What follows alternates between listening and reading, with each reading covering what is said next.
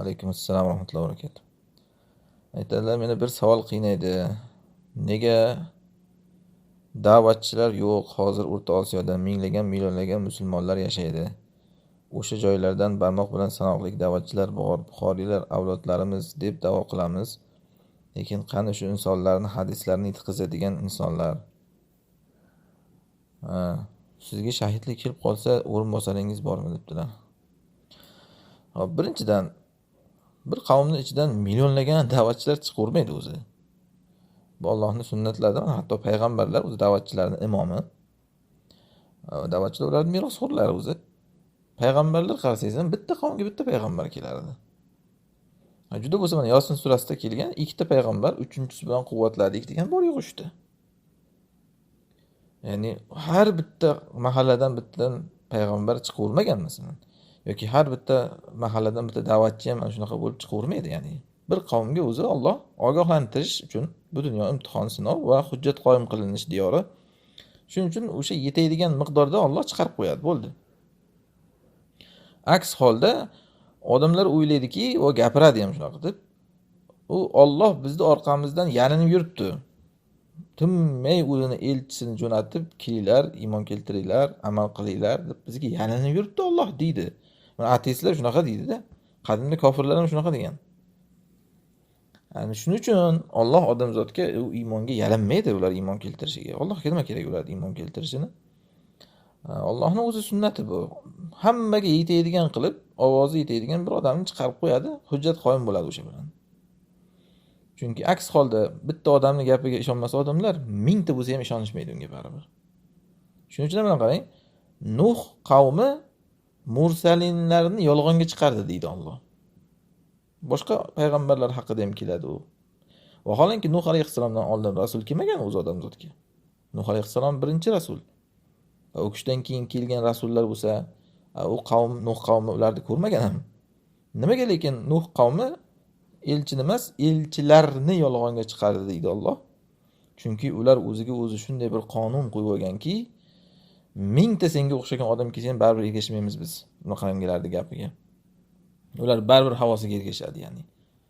Ana shuning uchun u mingtami, 10 mingtami baribir havosiga ergashadigan odamlarga Alloh unaqa qilib yalingandek qilib orqasidan ketma-ket ularni payg'ambarlarni jo'natavermaydi. Yugurtirib yoki payg'ambarlarni shu merosxo'r bo'lgan da'vatchilarni ham ularning orqasidan chiqaravermaydi Alloh. Hujjat qoyim qiladi, odamzodni Allohning oldida hujjat qolmasin.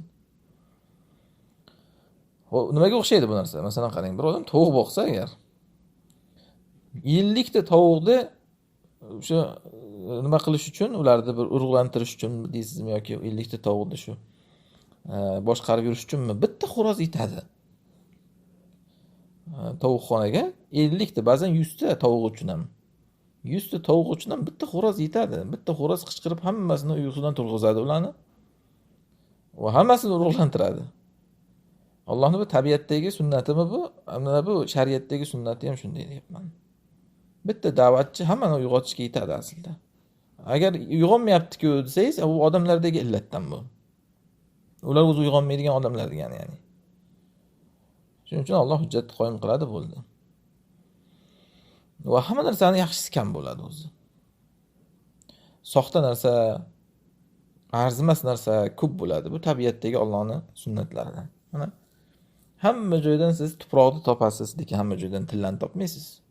Vaholanki u ham tabiat jinsi, bu ham tabiat jinsi. Mana shunga o'xshaydi.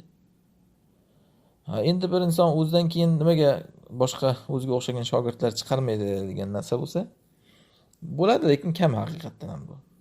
Masalan, ko'p aytamiz, olimlarning o'g'li olim bo'lmaydi odatda. Biznesmen shunaqangi odamlar bo'lib ketishadi. Va shayxlarning shogirdi o'ziga o'xshagan shayx bo'lmaydi odatda. Bitta ikkita chiqib qoladi. Qolganlari saroy mulla, boshqa shunaqa bo'lib ketadi. Yoki uni nomidan shunchaki obro' bilan yuradigan bir tiyinlik qiymati yo'q aslida. Shunaqa o'g'ri odamlarga aylanib ketadi. Masalan, Imom Ahmadning o'g'illari o'zidan keyin ilmini o'qishini jamlab, kitoblar qilib, Musnad Ahmadga ziyodalar qo'shib, shunaqa qilib yordamchi bo'lgan. Lekin baribir Imom Ahmaddek emas. Yoki boshqa Ibn Javziy rahimahulloh. Bitta o'g'lini tinmay qarg'ayman degan namozda. Bittasi sal yaxshi bo'ldi bu degan, lekin u ham baribir Ibn Javziydek olim bo'lmagan. Shogird ham xuddi shunday demoqchiman-da. Katta shayxlarning shogirdlari o'ziga o'xshagan katta shayx bo'lib odatda chiqmaydi. To'g'ri, u hissa qo'shgan bo'ladi bitta shogirdiga, u boshqa tomondan yana unga o'xshagan nechta shayxlarda ilm o'qib boshqa bo'lib chiqadi, lekin asl bitta odamning o'zidan shunday chiqmaydi u. Bu ham kam. Masalan, Ibn Taymiy rahimahullohdan keyin Ibn Qoyyim rahimahulloh chiqqan kam, juda ham nodir holat bo'ladi, ya'ni. Buni sababi nima desa, Allohning tanlovi bu. Robbuka yaxluqu ma yasha va yaxtar. Ma kana lahumul xiyara. Robbing xohlaganini yaratadi, xohlaganini ixtiyor qiladi. Ixtiyor odamlarga emas degan. Alloh o'zi biladi risolatini qayerga qo'yishdi degan.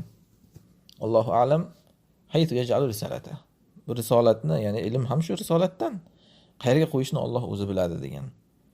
Va bundagi bir hikmatlardan, sirlardan biri, men o'ylaymanki, bu o'sha zolimlarni ko'zini shamg'alatish uchun ham. Masalan, zolimlar doim iti keyingi oyog'i bo'lib, o'sha shayxlarning o'g'li bilan ovora bo'lib yuradi. Ana shu otasiga o'xshagan bo'ladi deb ushlab qamab, uni ham bolasini ham, xotinini ham, urug'aymog'ini ham yo'q qilish kerak buni deb. Ko'rganmiz-ku tarixda mana qancha ulamolarni zurriyot bilan qo'shib yo'q qilib yuborishgan, ya'ni. U zolimlar doim mana shunaqa maydondagi odam bilan ovora bo'ladi. O'shani shogirdini ushlaydi borib. Bu ham ustoziga o'xshagan bo'ladi deb. O'shani bolasini ushlab qamaydi, dadasiga o'xshagan bo'ladi bu deb. Ular ana shunaqa bo'lib, bu bilan ovora bo'lib turgan joyda uni shunday makr qilib Alloh asro makro degan-ku. Allohning makri tezroq. U o'ylamagan, tushiga kirmagan joydan boshqani chiqarib qo'yadi Alloh. Xuddiki mana Firavun ham boshqalarni o'ldirib yurdi. O'ziga eng katta dushmanni uyda katta qildi-yu. Ana shunga o'xshaydi bu deyapman. Alloh zolimlarning ko'zini shunaqa qilib shamg'alatadi makr bilan. Allohning makridan bu. Sen mayerdan mana bilan ovora bo'lib turgin deydi. So'skani emib, keyin mayerdan ehtimol o'shaning o'zini bolasi ko'rasiz. Katta bir dinga xizmat qiladigan odam bo'lib chiqadi. Alloh biladi degani shuning uchun. Kimni tanlaydi, kimni ixtiyor qiladi. Bu unaqangi nasl bilan bo'ladigan meros emas. Xoh otadan bolaga yoki xoh ustozdan shogirdga qoladigan meros emas. Hech kim o'ylamagan joydan chiqib keladi bu. Va ikkinchi bir sababi, hikmati bu narsani Alloh hammani o'zi istagan joydan chiqarib olmasligini, bu hamma insoniyatning tabaqasiga o'sha fazilat yetishini istaydi Alloh. Masalan, Ibrohim alayhisalom zurriyotida qarasangiz, hamma payg'ambarlar Ishoq alayhisalom zurriyotdan chiqqan. Bu yoqda Ismoil alayhisalomdan hech kim yo'q. Lekin buni o'rnini shunday to'ldirdiki, Alloh Rasululloh sollallohu alayhi vasallamni chiqardi Ismoil alayhisalom zurriyotidan. U hammasini bosib yuboradi. Va qiyomatgacha endi Rasululloh sollallohu alayhi vasallam zurriyotidan chiqadigan islohotchilar yoki Rasulullohning yo'llariga ergashib chiqayotgan kishilar, bu Bani Isroildagi Ishoq alayhisalomning zurriyotidan chiqqanlardan-da ko'payib ketadi hatto. Chunki namozda ham shunaqa duo qilamiz. Sollallohu alayhi Muhammad va alayhi Muhammad kama sollayta ala Ibrohim va ala Ibrohim. Muhammad sollallohu alayhi vasallam o'shaning ahli baytiga salovatlar, xuddiki Ibrohim va o'shaning ahli baytiga salovatlar bo'lgandek deb. Alloh ya'ni odamlar o'rtasida fazilatni shunday taqsimlab qo'yadi. Allohning bir adolatidan bu.